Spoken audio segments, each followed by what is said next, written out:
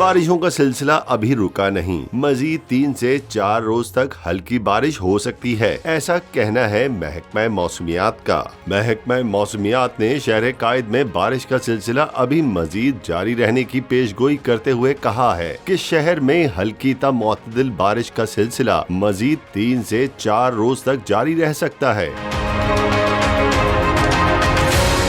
Chief metrologist सरदार सरफराज का कहना है कि बारिशों का बाकायदा चौथा स्पेल 10 अगस्त से शहर को मुतासिर करेगा, ताहम इससे पहले कोई और स्पेल आने का इम्कान नहीं।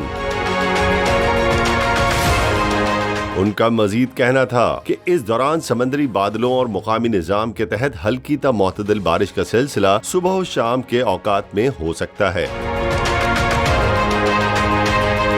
वाज़ेह रहे कि शहर में मॉनसून के तीसरे स्पेल के बाइस मुख्तलिफ हादसात में 22 अफराद जान की बाजी हार चुके हैं।